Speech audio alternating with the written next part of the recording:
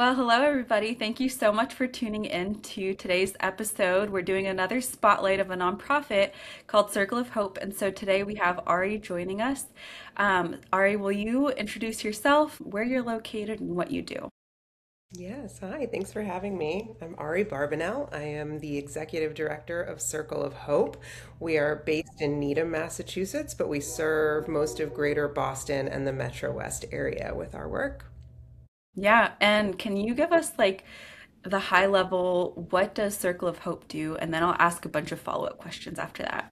Yeah, Circle of Hope, our mission is to provide clothing and hygiene essentials to people experiencing homelessness. And we do that by partnering with shelters, schools, medical centers, and beyond to make sure that their team is getting out the basic needs that people have for their size, their shape, their gender, their hairstyle, everything that somebody would need to feel their very best as they navigate the challenging experience of homelessness. So we serve all ages, 0 to 100, and make sure that we give everybody everything they need. And so we focus specifically on moms and babies in some cases. We have a program around college age and career-bound students, and then also serving everything in between. So we really want to make sure that we reach all human beings in this moment of crisis. Yeah, I love that. And so, I guess for some backstory for everyone listening in, Ari and I were chatting. We had Circle of Hope come as a guest speaker for where I was working before we moved to Oregon, back in Waltham, Massachusetts. And I remember just like when I first heard about Circle of Hope being blown away by the inclusivity that you guys have. I think a lot of times nonprofits struggle with mission drift when they're trying to serve such a large population. And you mentioned talking about moms and babies, then students, and kind of everyone beyond that. How do you guys stay focused? Such a great question. And I think about that a lot because there's danger in being so broad in our work. And there are many organizations that are our peers and have chosen to lay out boundaries and either serve school age children only or, just babies or things like that, which is beautiful and necessary sometimes to make sure you have the most impact. For us, we were really looking at the gaps.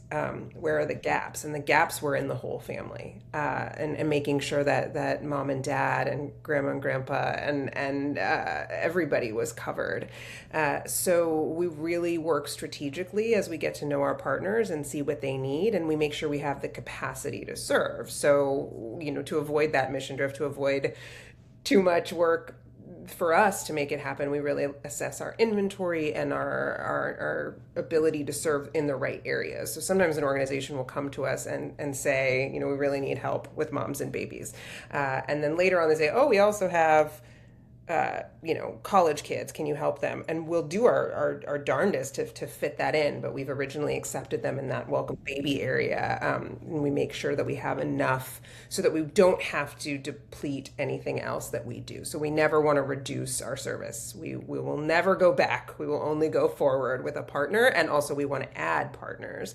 So it is a delicate dance to make sure we have capacity to cover each need, but we really want to cover the whole family and all of the people in it. Yeah, one thing that I love about that is kind of that sustainability piece that you're talking about and really like allocating those resources well. I think that is truly a delicate dance. Can you share a little bit about your like staffing and volunteer model? Because that's something that I really love and think is so special. Yeah.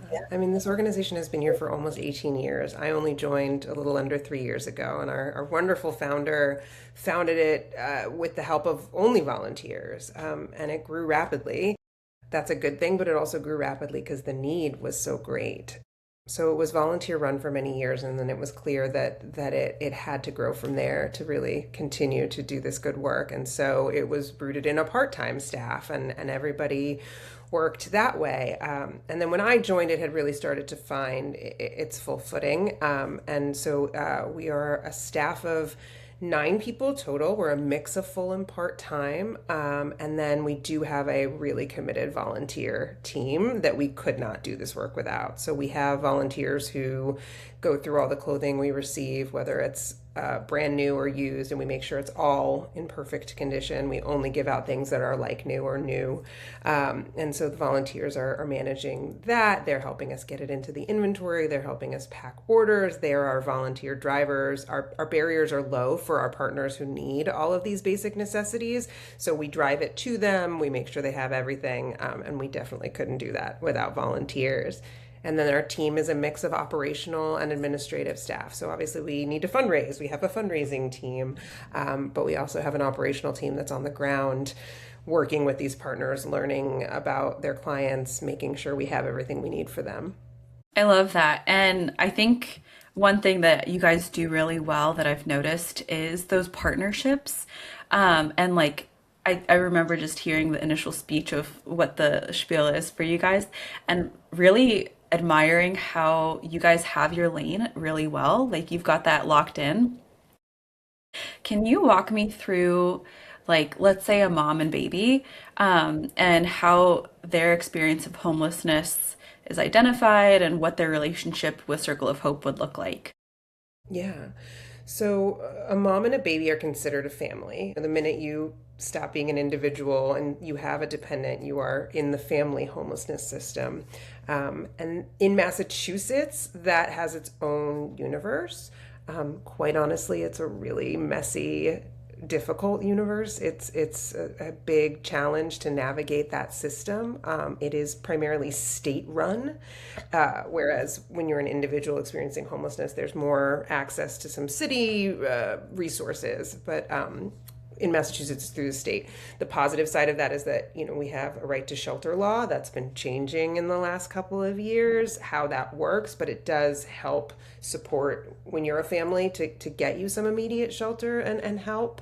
Uh, but a mom and a baby typically get routed to whatever shelter has room for them at that time. And then they can be living either in a congregate setting, that's when they're in a space with a lot of beds and a lot of people together.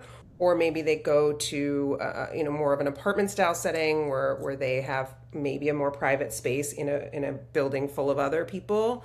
But it's a really difficult experience. It's really traumatic for children.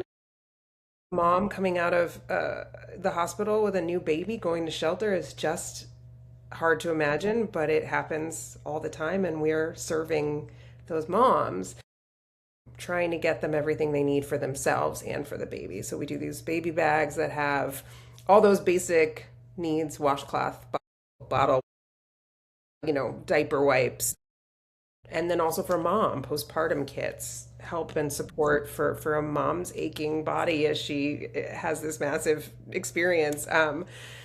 And we do all we can to make that a little easier. And we work with some really incredible organizations that are doing their best to make that experience less traumatic for a new Mm. mom. Um, but it's a hard experience to welcome a family member into this really challenging situation. Yeah, and so a lot of what you guys focus on is like identifying like what supplies they need, right? Like that's kind of your where you guys hone in on. Um, can you, well, now knowing a little bit more about the homelessness schema, um, what maybe you can also walk us through, if you don't mind, like the individual side of things. I'd be curious to hear how those are different.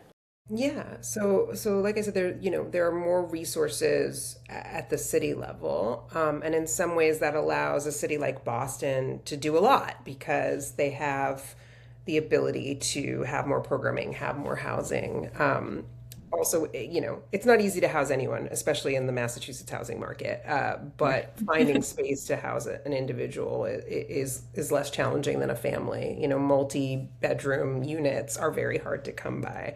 So there are so many families on the wait list for housing, even if they get these housing vouchers that help support them. But an individual can live in, a single room occupancy, and there's such incredible housing programs like Pine Street Inn, and others in our community. So, I hesitate to use the word easier. I don't want to give the wrong impression. It's not easier, but it's different, and there may be more resources to access in the city of Boston. In other cities, not as easy. But you may find organizations that have a little more flexibility in how they can support people. Yeah. Yeah. Yeah, thank you for diving into that. I think we've got a few people, a few listeners that specifically are passionate about homelessness and like how we can step in as a community to surround, people that are experiencing that. And so I know that they are probably really excited to hear some of those nitty-gritty details. How did you become passionate about this? How did you end up at Circle of Hope? I'd love to hear that story. Yeah, the truth is by accident, all of it. My background is not in this work. My background is in the arts. I worked in performing arts. I was a theater producer for by study and trade and practice for many years, and I connected with a thoughtful entrepreneur and philanthropist who cared deeply about homelessness and had an idea for an event and movement called the Winter Walk, which was focused on breaking stigma around homelessness, founded in Boston. And I helped him co-found that and build not only a group of people who come together for an outdoor walk in the cold to show solidarity with people experiencing homelessness, but also a way to think differently about homelessness and understand all of these many facets. It's not a one size fit all situation.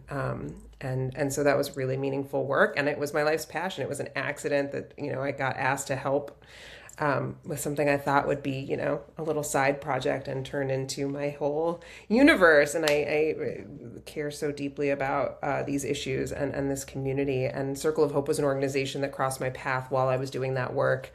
And their executive director and founder was stepping down to retire, and it just felt right place, right time because I love how tangible the work is at Circle of Hope, how I know what we're doing and I know why we're doing it, and I feel like we're the building block and a stepping stone in this ecosystem, this path to hopefully get out of homelessness. And we can't even perceive of ending homelessness unless we're this large community with everyone doing their part. And so what I'm doing, what we're doing at Circle of Hope is one piece, and it's a wonderful and necessary piece. And so let's stick to that so that we can help make these other organizations stronger and better because they don't have the capacity to do what we do.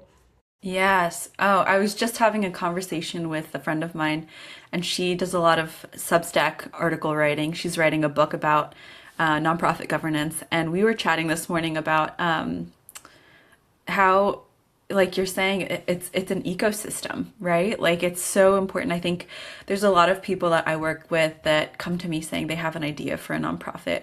And while that's really wonderful and good, sometimes the best first step is to engage with one that's already existing in your community. And so to your point, you kind of fell into it by helping out with somebody else's vision, and then you caught on to the Circle of Hope vision, and it's kind of blossomed into this bigger thing. So, I mean, that being said, if somebody's interested in like the nonprofit space, maybe starting a nonprofit eventually or engaging with a local nonprofit, do you have any tips or suggestions for somebody who's thinking about that?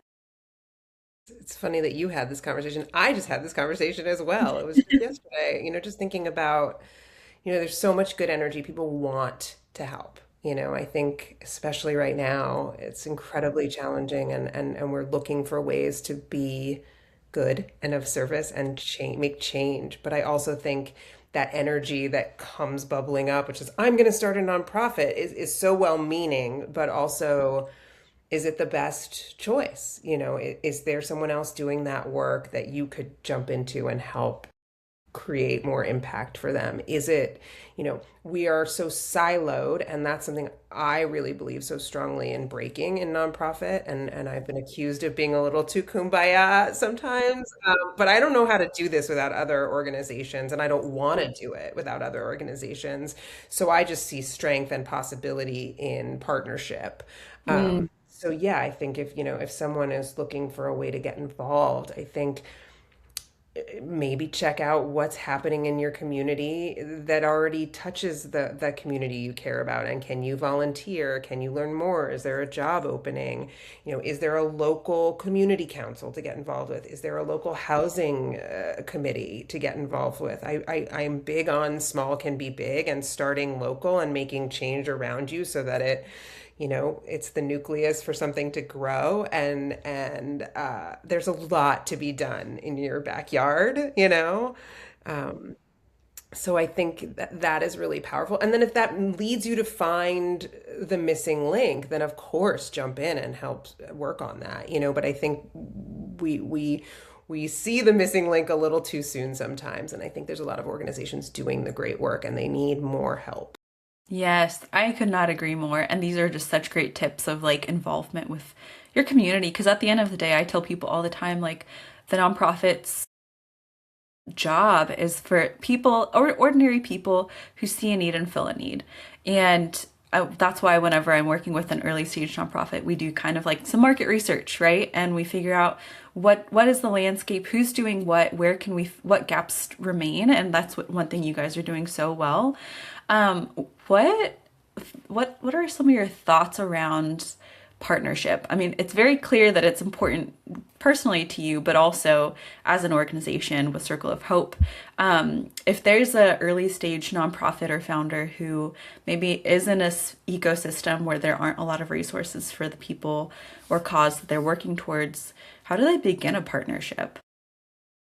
I think it's just, outreach and connection. I mean, I think, we see partnership on so many levels. We had a young gentleman who was in high school who has committed himself to getting socks to organizations. That is a huge need in shelters. Many of us know Bombas Sock Company that does, buy one, give one, and they're incredible. They're our partners. We adore them. And this is a young man who saw some, places that weren't getting those socks, and he has made a great, he's calling up places saying, "Do you have brand new socks to donate?" Aggregating them and then bringing them where they're needed. And he just called us and said, "Do you need socks?" And we said, "Well, we really need children's socks." And he says, "That's what I'm working on." And so, I think there's partnership at that level. And then bigger picture, I truly believe that two medium sized, two large size, one large, one medium, one small nonprofit can still work together. And I see that happening all the time. I see an organization that'll say, "Oh, we get this from," there's an incredible organization called Dignity Matters, and they do women's health and menstrual products and bras and underwear. And we do all of that too. But we found some organizations have an amazing partnership with them, but then they also need sweatpants and sweatshirts, which Dignity Matters doesn't do. And it's not an official partnership by any means, but it's lovely to say, "So good to hear you have this already. We don't have to duplicate anyone's work, but we can come in and help amplify that work." And I Yes. dream in the future, like, are there ways that we have more official partnerships with our peers who are working in the clothing space and the hygiene space, so that when one of us can do one thing and the other can do the other, we then serve the whole person because we get them everything they need. Yes, I love your vision for this. This is so cool. It's You awesome to hear how excited and passionate you are about like the cure overall. Like I mean, obviously you're doing your piece, you're doing it so well, but you also like have your eye on the prize of this bigger, greater thing. And I think at the end of the day, that's what it takes to have really effective partnerships and really effective solutions to society's problems. So yeah, thank you so much for sharing that. Let me think if I have any other questions. If you have anything or story or anecdote you want to share, by all means, go No, for it. this is it's so top of mind right now. I'm constantly thinking Yes. about it. So thank you for giving me a platform Oh my gosh, of to course. share the hope, and I think it's the way that we're all going to make it work for the future. Yeah. So Yeah, I mean, I think so. And I honestly, like, you said something that just was straight on, and I feel like was such a nail on the head moment for me because, like you're saying, so many people just want to be doing good right now. And I mean, we could talk about that for hours, I'm sure. But To Yeah. remain, a little Switzerland in this, I would say like it's been interesting as a nonprofit consultant, somebody who's been working in nonprofits for a while too, like to notice some of the trends. During COVID, I personally noticed a huge uptick in like individual donors and people who have been sitting on an idea for a nonprofit for a while coming out of the woodwork because they kind of had like a life aha moment of what am I doing with my life? Obviously, 2020 had a pretty major global pandemic crisis. And I think that's one of those things that it just made a lot of people reflect on what's truly important to them. And so obviously, like crazy things are happening right now. And so it's also one of those things where I feel like doing more good is just it's what people are craving. It's that authenticity piece that people want to engage. They want that human connection. They want to feel included in something bigger than themselves. And one thing I'm also side note passionate about is like mental health and from a like loneliness standpoint and that whole epidemic like nonprofits are one of my favorite cures to people feeling sad and down, because it does, there's especially like volunteering, for example, or being on a board of directors. You engage with this new community and yeah, I don't know. I would just love to hear how has nonprofit work been good for your soul? Oh.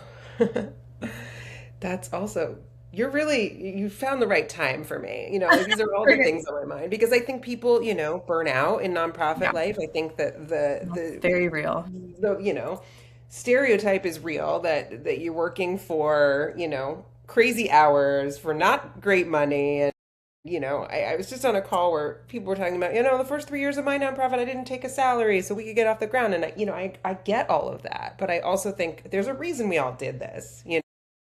And it's not because we're idiots, I promise. It's because there's something, like you said, in your deeper health and brain and mind and need to do something. And that satisfies hopefully your soul or satisfies a local need, a global need.